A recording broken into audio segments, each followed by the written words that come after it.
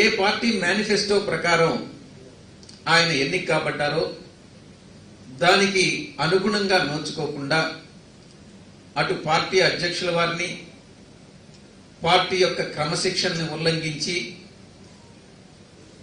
అసభ్యకరమైనటువంటి unparliamentary words ని use చేస్తూ ఆయన మాట్లాడినటువంటి మాటలు మిగతా స్వపక్షంలో విపక్షంలాగా ఆయన వ్యవహరించినటువంటి తీరు, వైఎస్ఆర్ కాంగ్రెస్ పార్టీలో ఉంటూనే మిగతా ప్రతిపక్షాల వారితో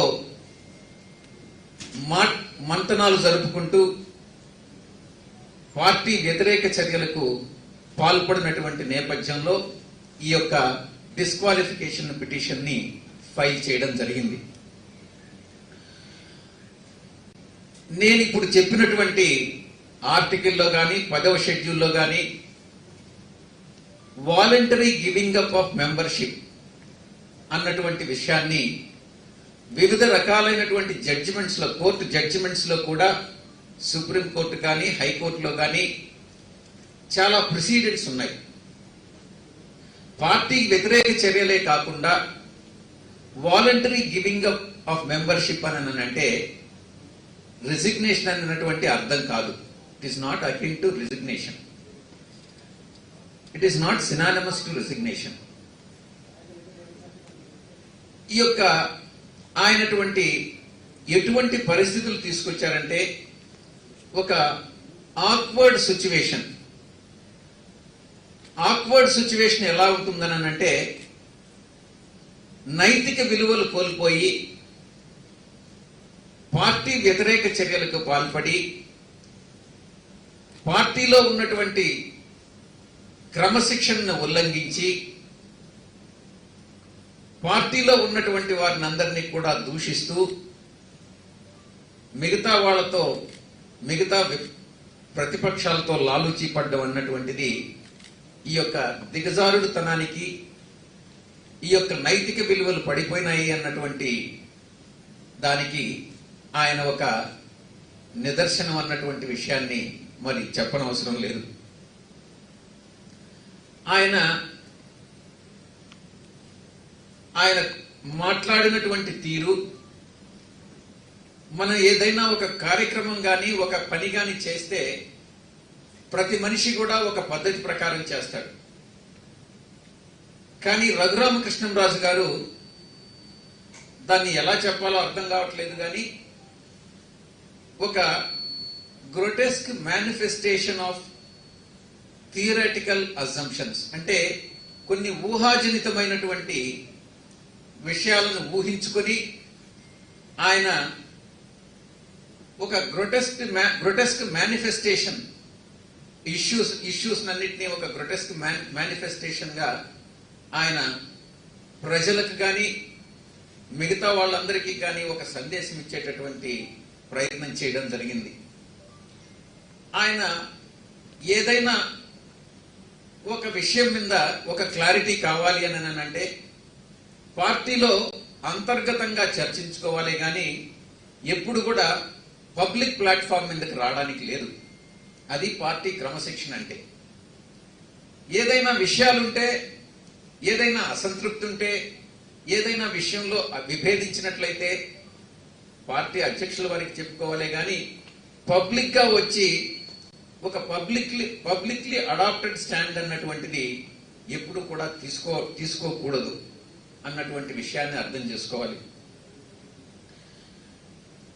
అది పార్టీ ఆశయాలకి, పార్టీ విధి విధానాలకి అనుగుణం కాదు అన్నటువంటి విషయాన్ని నేను స్పష్టంగా చెప్తా ఉన్నా.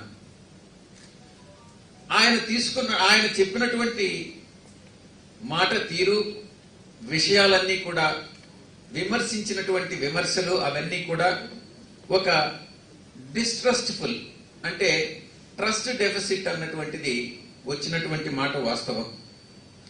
అది ఎందుకు చేశారు అని అంటే అది ఒక అల్టీరియర్ మోటివ్ తో చేశారు అన్నటువంటి విషయం చాలా స్పష్టంగా తెలుస్తా ఉంది. ఆ అల్టీరియర్ మోటివ్ ఏంటి అని అంటే అది మీ అందరికీ కూడా తెలుసు. ఆయన పైన ఉన్నటువంటి కేసెస్ కానీ మిగతా ఇతరత్ర ఏ లాభాపేక్షతో ఆయన మిగతా రాజకీయ పార్టీలతో కొల్యూడయ్యి ఈ యొక్క చర్యలకు పాల్పడినాడో మీ అందరికీ కూడా తెలుసు. అవి ఏవైనా కావచ్చు, పొలిటికల్ కంపల్షన్స్ కావచ్చు, ఇతరత్ర సోషల్ కంపల్షన్స్ కావచ్చు, ఏదైనా కావచ్చు. బట్ ఈ యొక్క యాక్షన్ అన్నటువంటిది పార్టీ నియమావళికి క్రమశిక్షణ ఉల్లంఘించినట్లేనని స్పష్టంగా కనపడతా ఉంది. ప్రతి ఒక్క పార్లమెంటు సభ్యుడికి, ప్రతి ఒక్క శాసనసభ్యుడికి కూడా పార్టీలో ఉన్నటువంటి ప్రతి కార్యకర్తకి ఒక ఏరియా ఆఫ్ ఫ్రీడమ్ అన్నటువంటిది ఉంటుంది. ఫ్రీడమ్ ఆఫ్ స్పీచ్ అన్నటువంటిది ఉంటుంది. దాన్ని కొంతవరకే ఆ ఫ్రీడమ్ అన్నటువంటిది ఎప్పుడు కూడా దుర్వినియోగపరచకూడదు. ఆ ఫ్రీడమ్ అన్నటువంటి దాని స్వేచ్ఛ అన్నటువంటి దానికి కొన్ని అట్ ది సేమ్ టైం కొంత రెస్ట్రెయింట్ అన్నటువంటిది కూడా అవసరం. ఆయన రఘురామకృష్ణంరాజు గారి విషయంలో పొలిటికల్ అండ్ పర్సనల్ కాండక్ట్ అన్నటువంటిది ఈ యొక్క యాంటీ డిఫెక్షన్ లా ప్రొవిజన్స్ ని 10th షెడ్యూల్లో పొందుపరిచినటువంటి ఆ యొక్క యాంటీ డిఫెక్షన్ లాని అట్రాక్ట్ చేసింది అన్నటువంటి విషయంలో ఎటువంటి సందేహము అవసరం లేదు. ఆయన నేను ఇంతకు ముందు చెప్పినట్టుగా పొలిటికల్ పర్సనల్ కాండక్ట్ కూడా ఇతరులను విమర్శించేటటువంటి విషయంలో, పార్టీని దూషించేటటువంటి విషయంలో తప్పకుండా యాంటీ డిఫెక్షన్ లా అన్నటువంటి దాన్ని ఆయన విషయంలో అప్లై చేయొచ్చు అన్నటువంటి విషయంలో మాకు ఎటువంటి సందేహము లేదు. ఇక పబ్లిక్ డెఫియన్స్ అన్నటువంటిదే పార్టీ క్రమశిక్షణ ఉల్లంఘన. అందులో పబ్లిక్ గా పార్టీ నియమావళిని, క్రమశిక్షణను ఉల్లంఘించడం పబ్లిక్ డెఫియన్స్ కింద వస్తుంది. అందులో ఒక్క ఉదాహరణ చెప్పాలని అంటే, మేము దాంట్లో ఇచ్చినటువంటి పిటిషన్లో కూడా మేము పొందుపరచడం జరిగింది. పబ్లిక్ గా ఏదో ఒక ప్రెస్లోనో ఎక్కడనో ఇంటర్వ్యూ ఇస్తానో దాన్ని ఇంగ్లీష్లో చెప్తే అంత ఎఫెక్ట్ అనేటటువంటిది తెలియదు. కానీ what is leadership, it is useless leadership అన్నటువంటిది ఇంగ్లీష్లో వస్తుంది.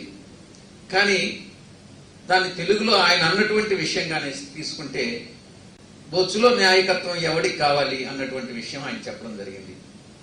ఎవరైనా ఇక్కడ ఉండేటటువంటి వాళ్ళు ఎవరైనా కూడా ఇటువంటి లాంగ్వేజ్ని, ఇటువంటి పదాలని ప్రశంసిస్తారా అన్నటువంటిది మీరే నిర్ణయించుకోండి. ప్రజలు కూడా నిర్ణయిస్తారు. ఆయన రఘురామకృష్ణంరాజు గారు మనసా వాచా కర్మేణ ఆయన మన పార్టీలో భౌతికంగా ఈరోజు ఉన్నప్పటికీ కూడా ఆయన మనస్ఫూర్తిగా ఈ పార్టీలో లేరన్నటువంటి విషయం చాలా స్పష్టంగా తెలుస్తా ఉంది. ఆయనకి ఒక పార్టీ, ఒక రాజకీయ పార్టీ అంటే ఒక హార్ట్, ఒక సోల్, ఒక మదర్ లాంటిది. ఆ పార్టీలో ఉన్నటువంటి సభ్యులందరూ కూడా హార్ట్ ని, సోల్ ని పార్టీలోకే పెట్టాలి, పార్టీ అధినాయకుడికి విధేయులుగా ఉండాలి అన్నటువంటి విషయం ప్రతి ఒక్కరికి కూడా తెలుసు.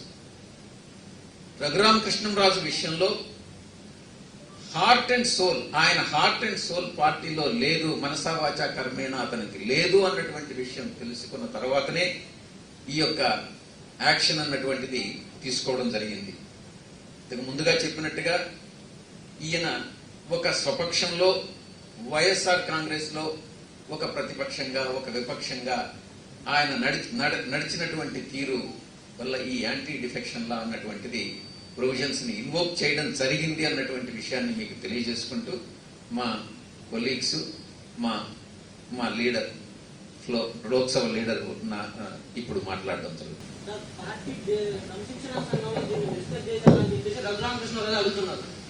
దాంతో పాటు ఒకవేళ పార్టీ క్రమశిక్షణా సంఘంలో డిస్కస్ చేసి ఏదైనా నిర్ణయం తీసుకుంటే దానికి సంబంధించిన మినిట్స్ కూడా పంపాలని చెప్పేసి అని అడిగారు కదా సార్.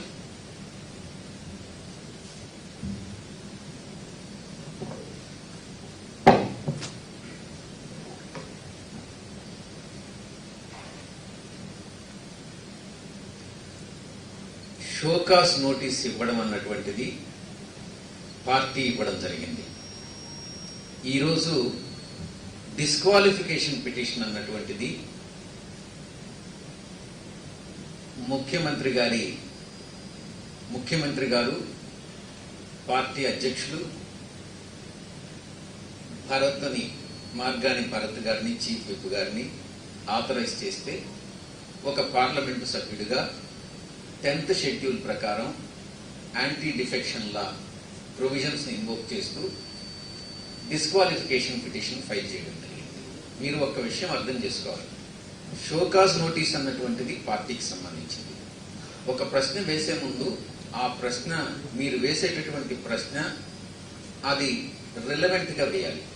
ఎలా అంటే షోకాజ్ నోటీస్ అన్నటువంటిది పార్టీకి సంబంధించినటువంటిది, డిస్క్వాలిఫికేషన్ పిటిషన్ అన్నటువంటిది ఒక తోటి member anti defection law provisions ప్రకారం స్పీకర్కి సబ్మిట్ చేయాలి. ఈ రెండు వేరు. ఇక డిసిప్లినరీ కమిటీలో చర్చించారా లేదా అన్నటువంటి విషయం పార్టీ అంతర్గత విషయం. అది చర్చించలేదు అన్నటువంటిది మీకు అనవసరం. అది అన్ని ప్రొసీజర్స్ ఫాలో అయిన తర్వాతనే మాకు తెలుసు. ఎలా పార్టీని నడపాలి అన్నటువంటిది మనకు తెలుసు. ఇది ఈ రోజు పుట్టినటువంటి పార్టీ కాదు, 2010 నుంచి ఉన్నటువంటి పార్టీ. సో ఇంచుమించుగా 10 సంవత్సరాలు అయింది. ప్రాపర్ ప్రొసీజర్స్ అన్ని కూడా ఫాలో అవుతున్నాం. సార్, ఈరోజు హైకోర్టుకి వెళ్ళిన విషయాన్ని ఎట్లా చూస్తారు సార్? ఈ యాంటీ డిఫెక్షన్ లా వర్తిస్తుందని తెలిస్తే దాన్ని డిలే చేయడం కోసం ఆయన హైకోర్టుకి వెళ్ళాడు అనుకోవచ్చు. మీరు బహుశా ఆయన ఫైల్ చేసినటువంటి పిటిషన్ మీరు చూశారో లేదో, ఆయన షోకాజ్ నోటీసుని క్వశ్చన్ చేస్తూ హైకోర్టుకు వెళ్ళడం జరిగింది. అది యాంటీ డిఫెక్షన్ లాకు సంబంధించినటువంటిది కాదు. నేను చెప్పినట్టుగా రెండు వేర్వేరు విషయాలు. నాకు తెలిసి స్పీకర్ డెసిషన్ని ఏ నిర్ణయం తీసుకోవాలి చట్ట ప్రకారం అన్నటువంటిది కోర్టు పరిధిలో ఉన్నటువంటి అంశం కాదు. స్పీకర్ని ఇన్ని రోజుల లోపల మీరు నిర్ణయం తీసుకోవాలి లేదా అన్నటువంటి విషయాన్ని కోర్టులు నిర్దేశించలేవు. స్పీకర్ తీసుకున్నటువంటి నిర్ణయం రాజ్యాంగబద్ధంగా ఉందా లేదా అన్నటువంటిది కోర్టులు నిర్ణయించగలవే కానీ ఈ యొక్క చట్టపరంగా రాజ్యాంగపరంగా ఏ సంస్థలకు ఉన్నటువంటి కార్యనిర్వాహక వ్యవస్థ, శాసన వ్యవస్థ, న్యాయ వ్యవస్థలకి వాటి పరిధులు నిర్ణయించడం జరిగింది. ఆ పరిధుల్లోనే ఆ వ్యవస్థలు పనిచేయడం జరుగుతుంది. సార్, ఈ రఘురామకృష్ణరాజు వ్యవహారం ప్రజా తీర్పును ఉల్లంఘించినట్టయితే ఉన్నట్టు పార్టీకి ప్రజలందరూ ఓటేశారు. ప్రజా తీర్పును ఆయన ఉల్లంఘించి వివరించారట. తప్పకుండా ఏ పార్టీ నియమాల ప్రకారం, నిబంధనల ప్రకారం, మేనిఫెస్టో ప్రకారం ఆయన పోటీ చేసి పార్టీ టికెట్ సింబల్ మీద పోటీ చేసి గెలిచిన తర్వాత నేను ఆ నియమ నిబంధనలను ఉల్లంఘిస్తాను, ఆ మేనిఫెస్టో నాకు అప్లై కాదు అనడం తప్పకుండా క్రమశిక్షణను ఉల్లంఘించినట్టే. ఆయన పార్టీ విధి విధానాలకు దూరంగా వెళ్ళినట్టే. ఒక్కసారి ఇంతకు ముందు నేను చెప్పినట్టుగా voluntary giving up of membership అన్నటువంటి కోర్టు ప్రొసీడింగ్స్ ప్రకారం ఆ డెఫినేషన్ లోకి ఇది వస్తుంది. ఇది voluntary giving up of membership అంటే it's not akin to or synonymous to resignation. అంటే ఇది వైడర్ సెన్స్ లో, వైడర్ మీనింగ్ లో కోర్టు తీసుకుంటుంది. దానిలోకి ఇది తప్పకుండా వస్తుంది. ఒకవేళ మన సురేష్ గారు చెప్పినట్టుగా ఆయనకి పార్టీ నియమావళి మీద, నిబంధనల మీద, మేనిఫెస్టో మీద నమ్మకం లేకుండా ఉంటే ఆయన డెఫినెట్ గా రిజైన్ చేయొచ్చు, వేరే పార్టీలో జాయిన్ కావచ్చు, మళ్ళీ తిరిగి పోటీ చేయొచ్చు, చేయకపోవచ్చు, ఆయన ఇష్టం. మీరు చెప్పిన చట్ట నిబంధనలు మీ పార్టీ ఎంపీకే వర్తిస్తాయా? రాష్ట్రంలో 3 ఎమ్మెల్యేలు కూడా పార్టీ మారారు. వాళ్ళ మీద కూడా ప్రతిపక్షంలో ఉన్న పార్టీ డిస్క్వాలిఫికేషన్ సంబంధించి పిటిషన్ ఇచ్చింది అక్కడ స్పీకర్ కి. రాష్ట్రంలో ఎవరు మీరు చెప్పే ఎమ్మెల్యేలు ఎవరో నాకు తెలియదు. మా పార్టీలో అయితే చేరలేదు. మీరు ఎవరిని ఉద్దేశించి మాట్లాడుతున్నారో మీరు వేసినటువంటి క్వశ్చన్ పూర్తిగా ఇర్రెలవెంట్ అని నేను భావిస్తా ఉన్నాను. పార్టీలో చేరకపోయినా 3 ఎమ్మెల్యేలు పార్టీకి వ్యతిరేక కార్యకలాపాలు పడుతున్న ప్రతిపక్షం అక్కడ స్పీకర్కి ఇచ్చింది. సేమ్ ఇదే ఆ డిస్క్వాలిఫికేషన్. పార్టీని అడిగింది. ఏ పార్టీ నుంచి మారారో ఆ పార్టీ అధ్యక్షుని అడిగింది. సార్ ఇప్పుడు గత పార్లమెంట్ గత ఎన్నికల్లో గత లోక్సభలో కూడా 3 ఎంపీలు పార్టీ నుంచి మారారు సార్. మీరు గతంలో ఇస్తే వాళ్ళు ఎటువంటి నిర్ణయం తీసుకోలేదు, కానీ శరత్ యాదవ్ తర్వాత మాత్రం వెంటనే నిర్ణయం తీసుకున్నారు. ఈయన రఘురామకృష్ణరాజు వ్యవహారంలో మీకు వెంటనే నిర్ణయం తీసుకుంటారన్న నమ్మకం? తప్పకుండా నిర్ణయం తీసుకోవాలి. గౌరవ వైస్ ప్రెసిడెంట్ గారు, రాజ్యసభ అధ్యక్షులు ఒక ప్రెసిడెంట్ని ఎస్టాబ్లిష్ చేశారు. దాని ప్రకారం ఎవరైనా కూడా డిస్క్వాలిఫికేషన్ పిటిషన్ ఫైల్ చేస్తే ఆయనే స్వయంగా పత్రికాముఖంగా కూడా చెప్పడం జరిగింది, సభలో కూడా చెప్పడం జరిగింది. ఆ డిస్క్వాలిఫికేషన్ పిటిషన్ ని చట్టంలో ఎటువంటి కాల పరిమితి నిర్ణయించినప్పటికీ కూడా 3 నెలల్లో దాన్ని డిస్పోజ్ చేయాలి అన్నటువంటి ఒక ప్రెసిడెంట్ ని ఆయన ఎస్టాబ్లిష్ చేయడం జరిగింది. రాజ్యసభ చైర్మన్ ఏ రకంగా అయితే ప్రెసిడెంట్ ని ఎస్టాబ్లిష్ చేశారో అదే ప్రెసిడెంట్ లోక్సభ స్పీకర్ కూడా అమలు చేస్తారు అన్నటువంటి విషయాన్ని మేము బలంగా నమ్ముతా ఉన్నాం. గతంలో మా పార్టీ నుంచి, వైఎస్ఆర్ కాంగ్రెస్ పార్టీ నుంచి ఇంచుమించుగా 22 మంది 23 మంది ఎమ్మెల్యేలని డబ్బులు ఇచ్చి, లంచం ఇచ్చి అప్పటి ముఖ్యమంత్రి చంద్రబాబు నాయుడు కొనుగోలు చేశాడన్నటువంటి విషయం మీ అందరికీ కూడా తెలుసు. అప్పట్లో ఉన్నటువంటి స్పీకర్ని ప్రభావితం చేసి, ఆయన చనిపోయారు, ఇప్పుడు ఆయన గురించి మాట్లాడడం మంచిది కాదు, ప్రభావితం చేసి ఆయన నిర్ణయం తీసుకోకుండా అడ్డుకోవడం జరిగింది. ఇప్పుడు మా ముఖ్యమంత్రి గారు రాజకీయాల్లో విలువలు పాటిస్తా ఉన్నారు, ప్రజా శ్రేయస్సే ధ్యేయంగా పరిపాలన చేస్తా ఉన్నారు. ఇప్పుడు అటువంటి రాజకీయాలకి నీతి బాహ్యమైనటువంటి చర్యలకు మేము పాల్పడం, పూర్తి పారదర్శకమైనటువంటి ప్రభుత్వాన్ని, గవర్నెన్స్ ని ఇవ్వడం జరుగుతాం. పార్టీకి కానీ ముఖ్యమంత్రి కానీ వ్యతిరేకంగా అసలు ఎక్కడ మాట్లాడలేదు, కేవలం ప్రభుత్వానికి 1-2 అంశాలు సూచనలు మాత్రమే చేశారు అన్నాడు. మీరు పూర్తిగా టీవీ చూడండి, మీ టీవీనే చూడండి, మీ టీవీలో కూడా ప్రసారం అయి ఉంటుంది, టీవీ 9లో. మీరు వేసినటువంటి ప్రశ్న కరెక్టా కాదా అన్నటువంటిది మీరే ఒకసారి, ఇప్పుడే నేను ఉదాహరణ చెప్పాను, నాయకత్వం గురించి ఆయన చేసినటువంటి కామెంట్ ఏం చెప్పాను నేను? చెప్పండి, మీరే చెప్పండి. నేను ఇచ్చిన ప్రెస్ కాన్ఫరెన్స్ లో నేనే చెప్పాను కదా.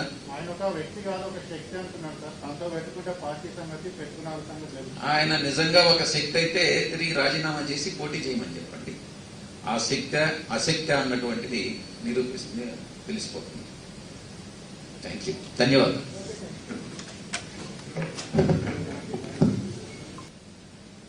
మీడియా మిత్రులందరికీ కూడా నమస్కరించుకుంటూ, ఈ రోజున మా పార్లమెంటరీ లీడర్ విజయసాయిరెడ్డి గారు, అదేవిధంగా మా ఫ్లోర్ లీడర్ మిథున్ రెడ్డి గారు, అదేవిధంగా సహచర ఎంపీలందరితో పాటు మేము ఇక్కడ కలిసి లోక్సభ స్పీకర్ గారిని కలవడం జరిగింది.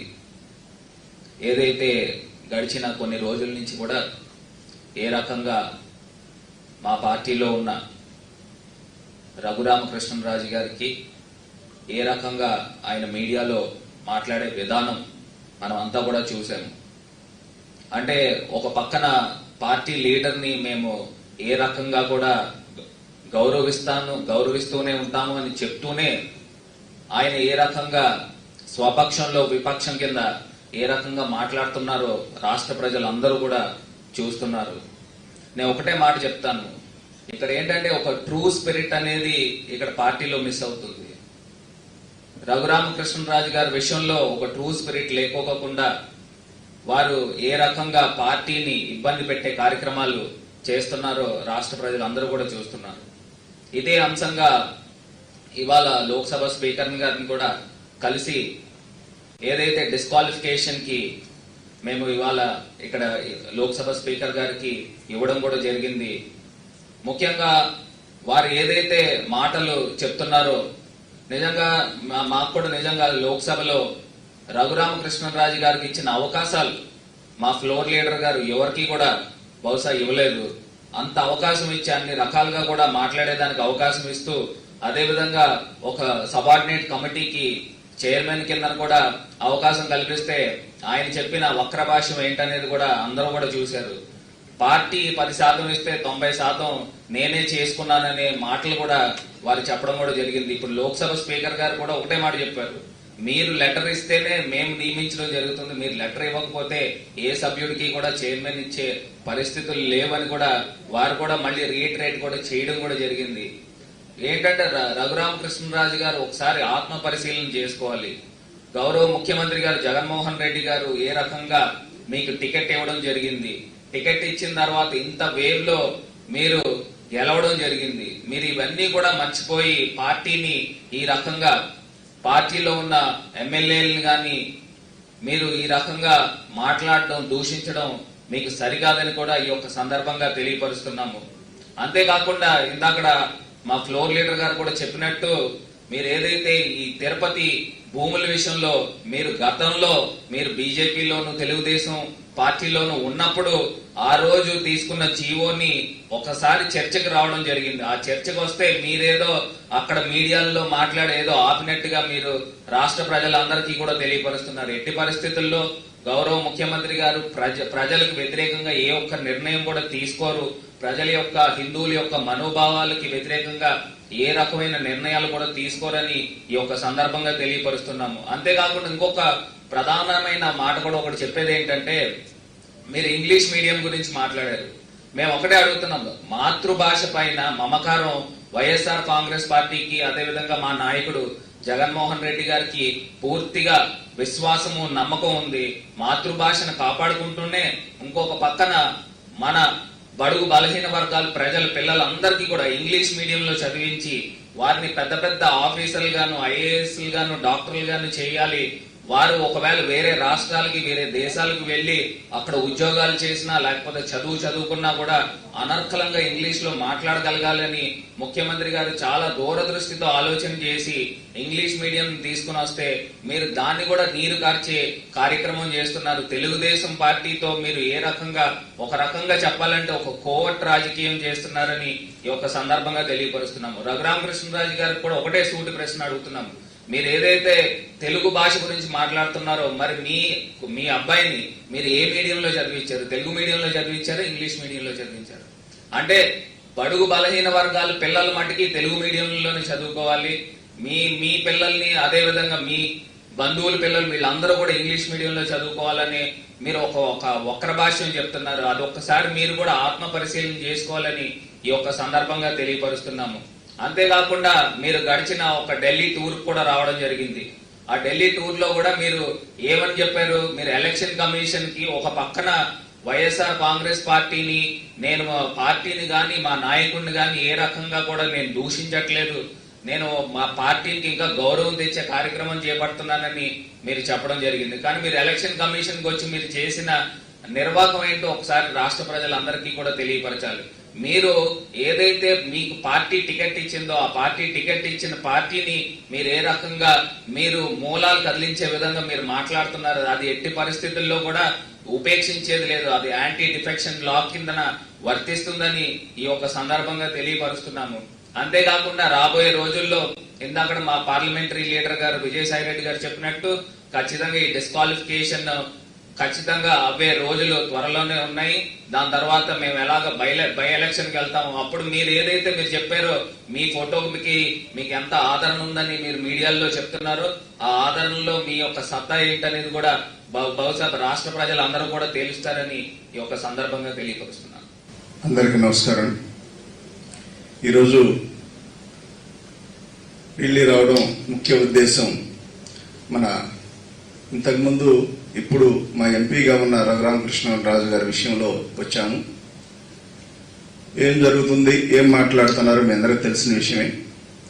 రఘురామకృష్ణరాజు గారు నా సొంత టాలెంట్ మీద, నా ఓన్ టాలెంట్ మీద నేను గెలిచాను, నాకు ఎవరు సహకారం లేకుండా, ఎవరు బొమ్మ లేకుండా గెలిచానన్నారు. అంత నమ్మకం ఉంది కాబట్టి మీరు రాజీనామా చేయండి, చేసి మీ బొమ్మ పెట్టుకొని మీరు గెలవండి. అప్పుడు ఖచ్చితంగా ప్రజలు కూడా మెచ్చుకుంటారు.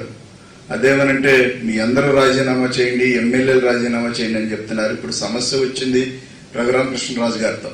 కాబట్టి మీకు నిజంగా నమ్మకం ఉండి నేను గెలుస్తాను అనుకుంటే మాత్రం ఇక్కడ డిస్క్వాలిఫై చేయకముందే మీరు రాజీనామా చేసి ఎలక్షన్కి వస్తే నిజంగా రఘురామకృష్ణరాజు గారికి ఒక దమ్ము ధైర్యం ఉంది కాబట్టి ఆయన రాజీనామా చేశారనుకునే పరిస్థితి ఉంటుంది. లేకుండా ఇక్కడికి వచ్చి నేను ఈ పార్టీ సింబల్ మీద కాదు, నాకు ఇచ్చింది వేరే సింబల్ మీద, దాని మీద గెలిచాను, దీని మీద గెలిచాను అని చెప్పి ఈ కుంటి సాకులు చెప్పడం మానుకొని రాజీనామా చేస్తే మేమందరం కూడా హర్షిస్తాం. మరీ ముఖ్య ఉద్దేశం ఏంటంటే ఆయన మాట్లాడుతున్న విధానం తన పద్ధతి ఏంటి అనేది తెలియజేస్తా ఉంది. ఇప్పుడు సామెత చెప్పినట్టుగా ఆ గేదె మంచిదైతే ఆ ఊర్లో నమ్ముడిపోయేది ఈ ఊరు దాకా ఎందుకు వచ్చిందని ఆయన సరైన ఆయన అయితే ఏదో ఒక పార్టీలో స్థిరంగా ఉండేవాడు. ఎక్కడ స్థిరత్వం లేని వ్యక్తి కాబట్టి 3 పార్టీలు దూక్కుంటూ వచ్చారు. పోనీ ఇప్పుడన్నా మారాడేమో అనుకొని చెప్పి మేము అవకాశం కల్పిస్తే ఆయన మారే బుద్ధి ఎక్కడా కనిపించడం, ఆయన ఇష్టానుసారంగా ప్రవర్తించడం, గలిబిలిగా మాట్లాడేయడం, నోటికి ఏదొస్తుంది మాట్లాడేయడం, పార్టీ కట్టుబాట్లు లేకుండా తన ఇష్టానుసారంగా వ్యవహరించడం, తను ఏదో డాన్ అయినట్టుగా తను సొంత టాలెంట్ ఏదో ఉన్నట్టుగా మాట్లాడుతూ ఉన్నారు. కాబట్టి ఆయన డిస్క్వాలిఫై అవుతారు, ఖచ్చితంగా అయి తీరుతారు. రేపు రానున్న ఎలక్షన్లో ఆయన ఎదుర్కొని గెలిస్తే సంతోషమే, ఇబ్బందే లేదు. కానీ ఆయనకు ఒక్క మాట అయితే చెప్తా ఉన్నాం, కన్న తల్లి లాంటి పార్టీ. ఇందాక విజయసాయి రెడ్డి గారు ఒక మాట చెప్పారు, ఏదైనా ఉంటే మాకు చెప్పుకోవాలని. నిజంగా ఏదైనా ఉందేమో, తనకి ఇబ్బంది ఉందామో అని చెప్పి ఇన్ని రోజులు ఎదురు చూసి తీరా చూస్తే ఆయనకు ఉందొకటి ఏంటి అంటే, ఎక్కడో చోట పక్క చూపులు చూసి, వార చూపులు చూసి, దొంగ చూపులు చూసి ఆలోచనలు మానుకోవాలి. ఆయన ఆ బుద్ధి ఉండి ఇప్పుడు నాలుగు బయటపడి ఇప్పుడు పక్కకు పోయే కార్యక్రమం చేస్తా ఉన్నారు.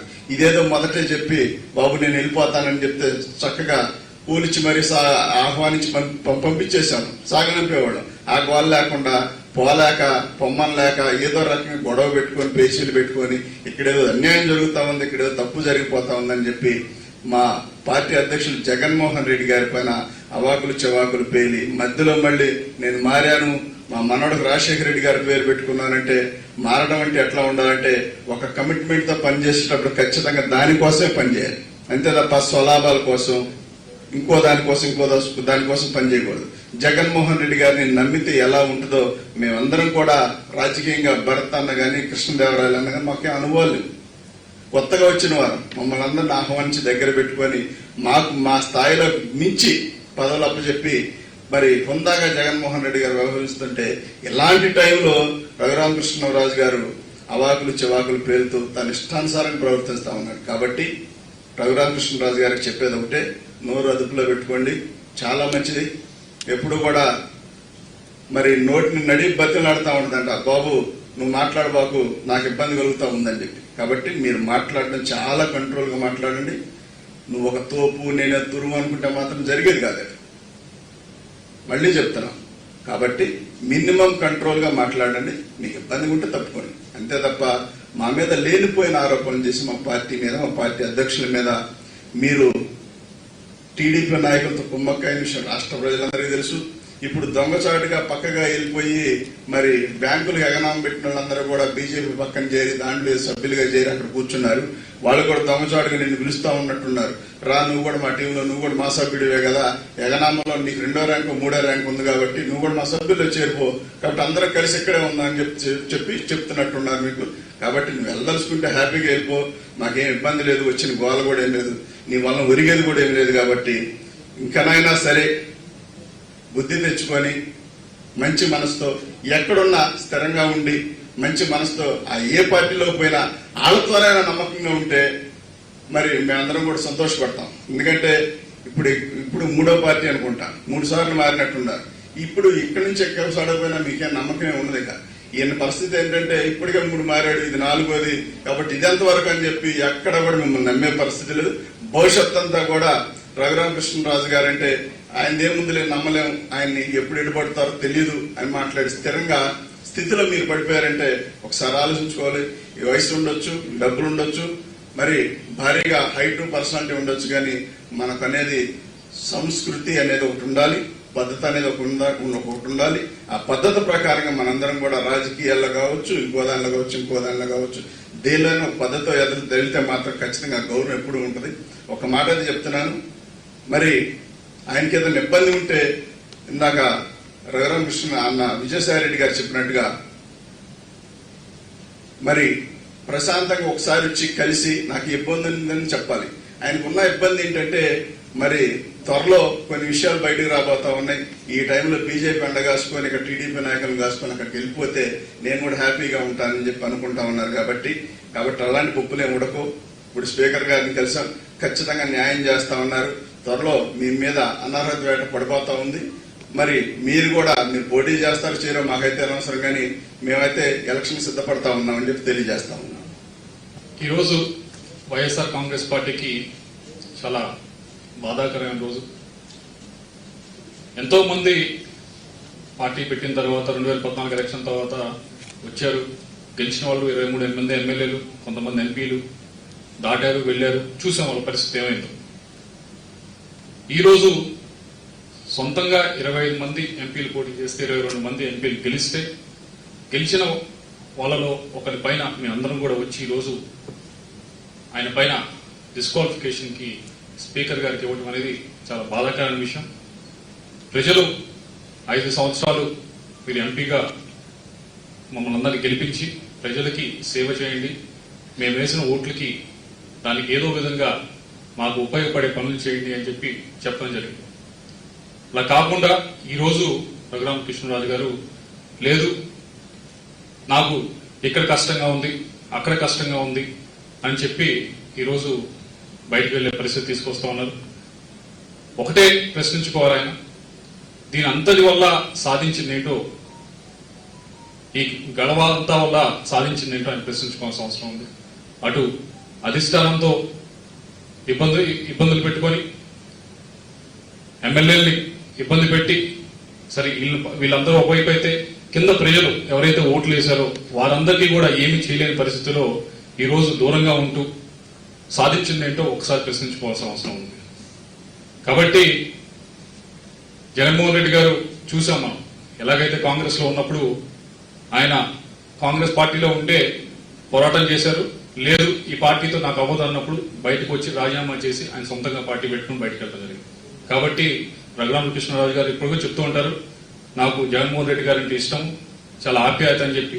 కాబట్టి మీకు అంత కష్టంగా ఉంటే కనుక ఏదైతే జగన్మోహన్ రెడ్డి గారు చేశారో అలాగే మీరు కూడా రాజీనామా చేసి కావాలంటే మరొకసారి ఎలక్షన్కి వెళ్ళండి.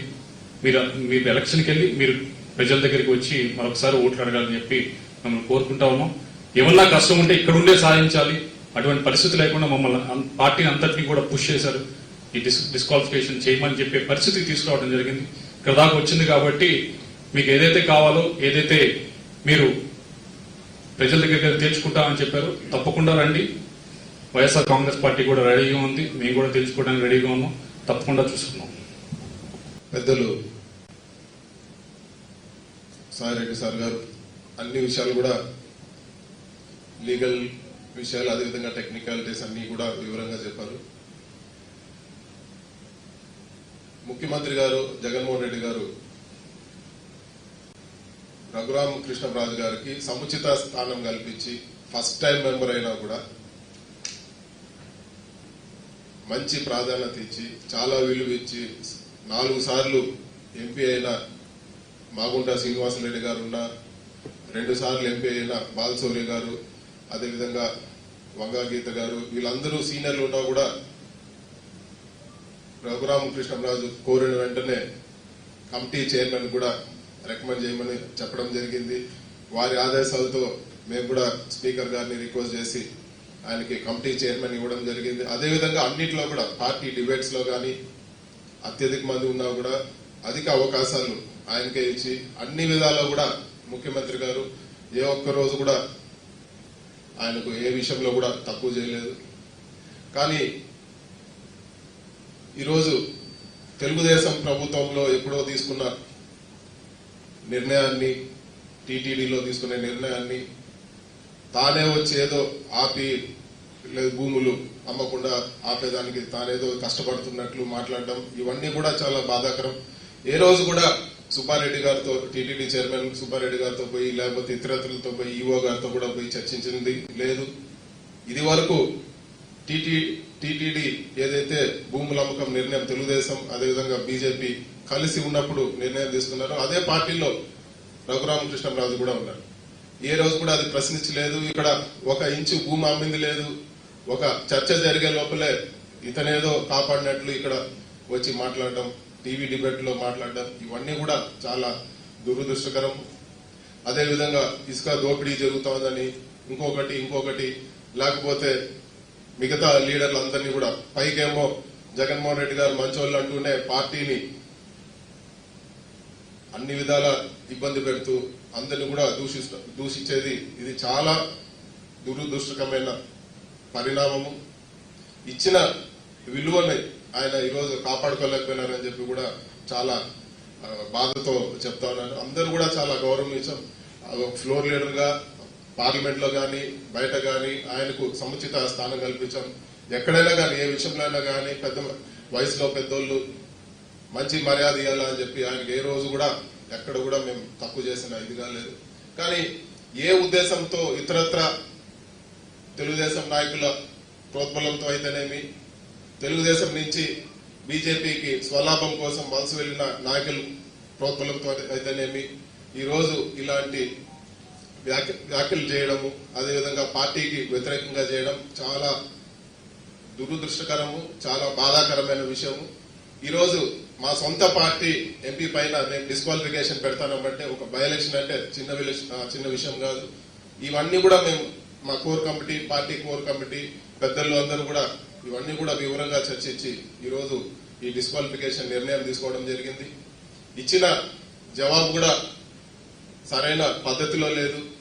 ఈరోజు టీడీపీ పార్టీ అంటే తెలుగుదేశం పార్టీనే, బీజేపీ అంటే భారతీయ జనతా పార్టీనే, అదేవిధంగా వైఎస్ఆర్ అంటే యువజన శ్రామిక రైతు పార్టీనే. దాన్ని కూడా ఏదో ఒక లీగల్ పాయింట్ లాగా తీసుకురావడం, ఇచ్చే జవాబులో కూడా ఒక సిన్సియారిటీ లేదు. కాబట్టి ఈరోజు అన్ని కూడా కోర్ కమిటీ కూడా ఒక నిర్ణయానికి వచ్చి ఈరోజు ఈ డిస్క్వాలిఫికేషన్ కూడా మూవ్ చేయడం జరిగింది. రాబో రోజుల్లో బై ఎలక్షన్ వస్తుంది, ప్రజల తీర్పు కూడా అందరూ కూడా చూస్తారని చెప్పి కూడా తెలియజేస్తాను.